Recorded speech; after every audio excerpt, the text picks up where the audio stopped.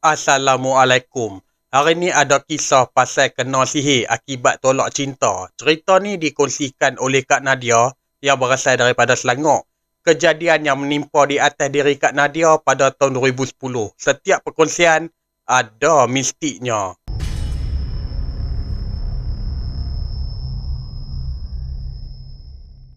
Lepas Kak Nadia ni habis SPM dulu pada penghujung tahun 2007, Kak Nadia ni bekerja di sebuah kafe. Masa kerja tu tak ada apa masalah pun, daripada rakan sekerja, manager pun okey dan juga gaji pun lumayan. Kafe tersebut tu dengan rumah si Kak Nadia memang tak jauh sangat lah. Setiap hari Kak Nadia kalau pergi kerja balik kerja dia hanya jalan kaki saja. Sampailah satu hari ada regular customer. Dia ni seorang lelaki. Kalau daripada segi pandangan si Kak Nadia pula, usia lelaki tersebut tu dalam lingkungan nak ke arah 50. Kalau daripada segi pakaian, senang kata atas bawah ni semua branded lah. Regular customer ni setiap kali kalau dia main dekat kafe tempat Kak Nadia kerja ni, akan ada seseorang lelaki dalam lingkungan 30-an. Kalau hak lelaki yang 30-an tu tak ada apa masalah pun. Cuma lelaki hak yang bayar nak dekat ke arah 50 tu, dia akan main di waktu petang. Setiap kali kalau dia main tu, dia akan pandang saja Kak Nadia sambil tersenyum. Kalau sekali dua tu tak apalah. Ini dah hari-hari setiap kali pandang muka Kak Nadia tak habis-habis duk senyum je. Macam ada something wrong pula. Ada kalanya customer tersebut ni dia stay dekat kafe tempat Kak Nadia bekerja tu sampai nak tutup. Kadang-kadang tu Kak Nadia ni mula terfikir dia ni suka kat aku ke apa. Dengan tua-tua macam ni tak padan lah dengan aku. Itu fikir dalam diri si Kak Nadia. Sampailah pada satu hari masa tu tahun 2010.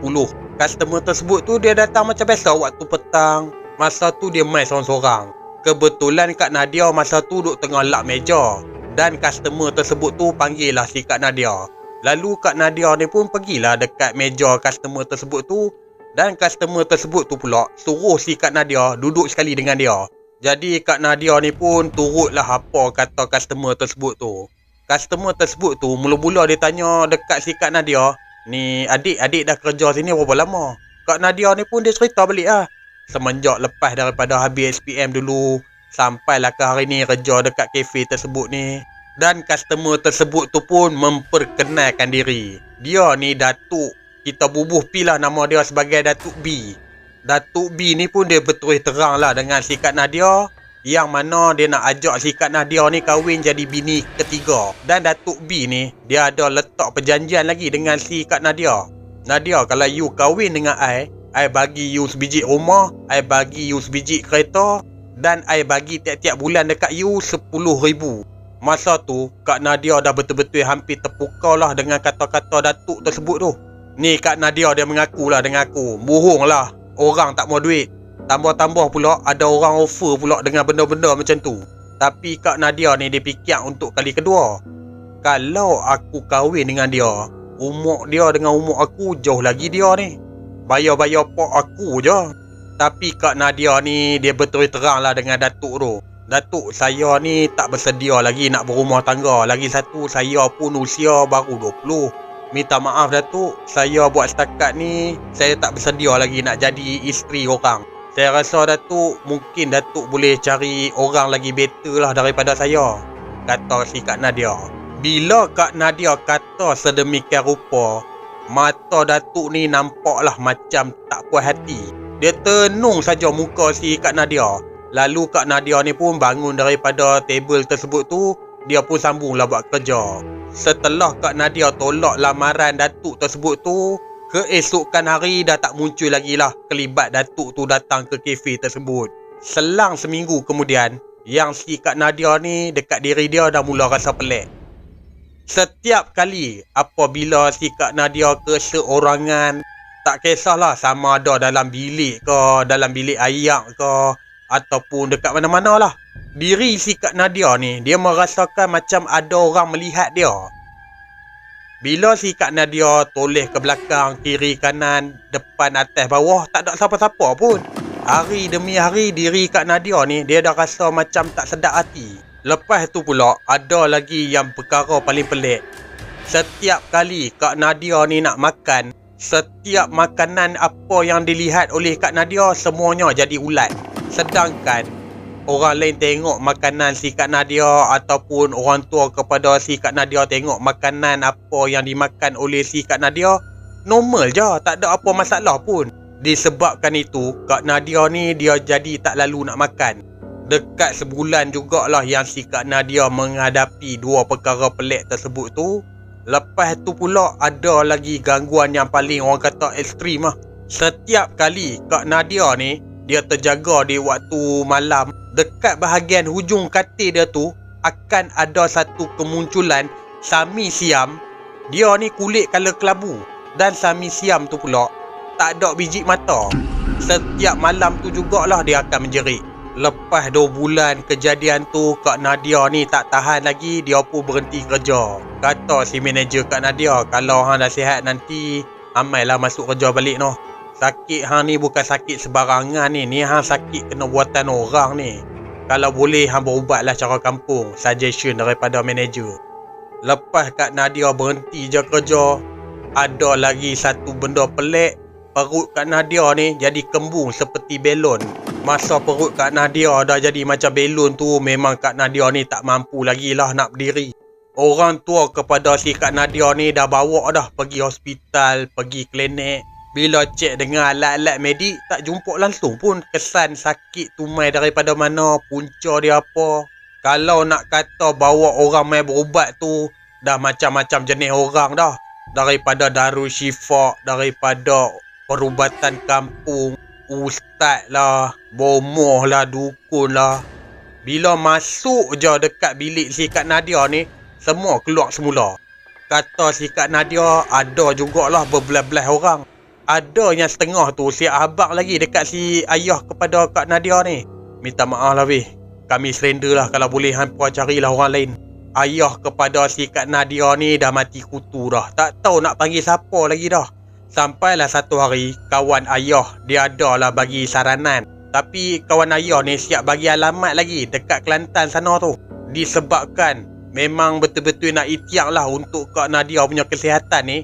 Orang tua si Kak Nadia ni memang sanggup sangat lah. Pilah sampai ke Kelantan sana tu. Lepas tu esok tu ayah ni bawa lah balik. Ada seseorang pemuda. Dia ni betul-betul lagi muda daripada usia si Kak Nadia ketika tu.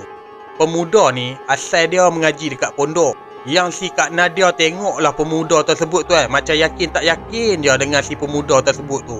Bukan sebab apa, sebelum ni ayah dia dah bawa macam-macam jenis orang dah. Tapi kebanyakannya semua yang tua-tua. Hak tua-tua tu pun semua surrender. Apatah lagi hak muda ni.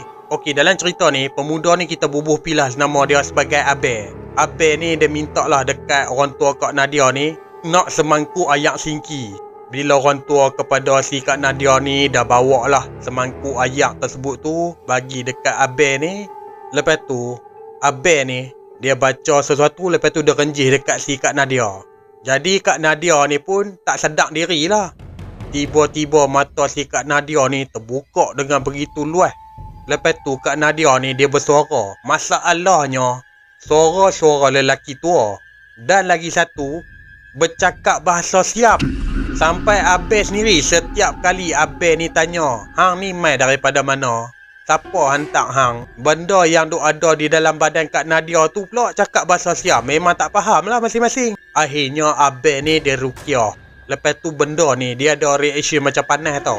Yang si Kak Nadia ni pun rebah balik. Lepas tu Abel ni pesan dekat orang tua kepada si Kak Nadia, kalau boleh cari daun bidara. Bukan pasal apa nak buat mandian untuk si Kak Nadia, tapi ada lagi lah sesi rawatan yang lain lagi. Sampaikan Abel ni menetap di rumah si Kak Nadia ni nak dekat 2 minggu jugalah. Perut Kak Nadia yang dulu jadi belon tu, Abel ni tolong rawat sampai kempeh. Bila si Kak Nadia ni dah pulih, yang Abel ni ada pesan dekat Kak Nadia. Ni Kak Nadia, kalau boleh lepas ni amalkan amalan-amalan ni.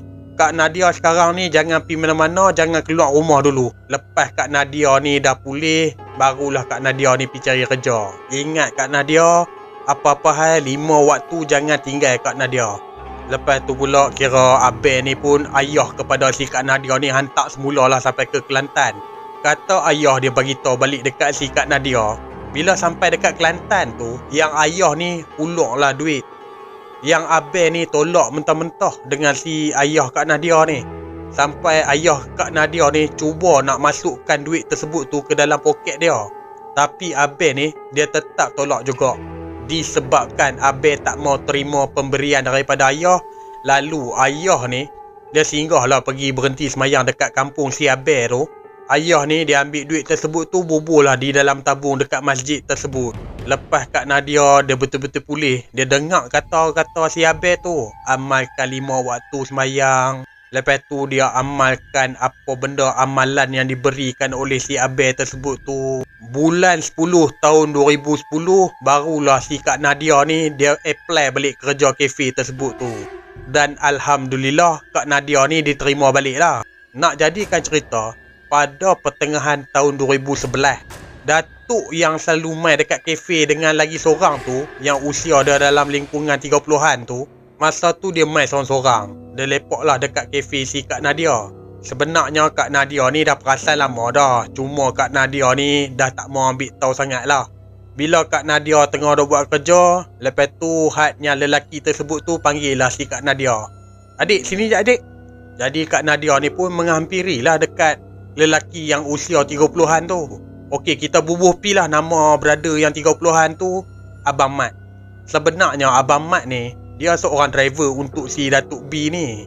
Dekat sini Abang Mat ni dia minta maaf sangat-sangat lah dengan si Kak Nadia. Kak Nadia ni jadi heran lah kenapa pula abang ni tiba-tiba minta maaf dengan si Kak Nadia.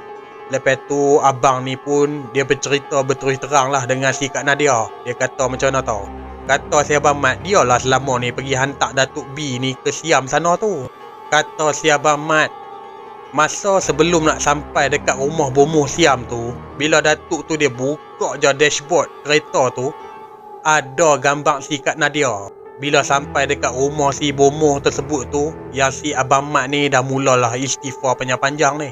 Lepas dah habis urusan Datuk B dengan bomoh tersebut tu, bila balik saja dekat sepadan ni, sampai je dekat Selangor, yang si Abang Mat ni pun dia minta lah berhenti kerja. Bukan pasal apa, dia takut lah benda-benda ni jadi subahat. Tapi Abang Mat ni lah dengar kata bomoh tersebut tu pun mati. Mati macam mana tu tak tahulah, tak dicerita pula. Dan Datuk tu dia jadi gila. Cara Datuk B ni gila pula, dia halau orang sedangkan tak ada siapa-siapa pun. Bila orang tanya siapa dia Datuk, siapa dia Datuk yang Datuk nak halau ni, kata si Datuk tersebut tu, bomoh Siam ni, aku suruh dia balik, dia tak mau balik lagi. Kata si Abang Mat lagi, yang si Datuk ni pun meninggal juga akibat kemalangan. Lepas tu yang si Kak Nadia ni pun kata balik dekat si Abang Mat, Abang Mat ni tak salah Abang Mat dengan saya. Abang Mat ni cuma jalankan tugas Abang Mat. Lepas tu Abang Mat ni pun dia ada cerita lagi. Sebenarnya Datuk B ni dia punya perangai, kalau duit tu tak ada masalah sangat lah dengan perempuan ni. Minta lah berapa ribu pun dia bagi. Tapi itulah dia bagi-bagi pun, dia sendiri pun ada kemahuan dia juga. Bila Datuk B ni dah dapat bahagian dia, lepas tu dia tinggal lah perempuan tu.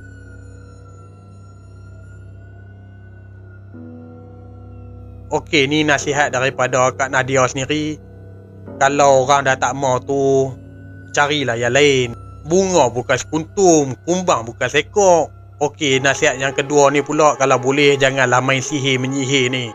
Jangan buat kat orang lah naya semua tu, kata si Kak Nadia. Okey, sampai di sini saja. InsyaAllah kita akan jumpa di next video. Assalamualaikum.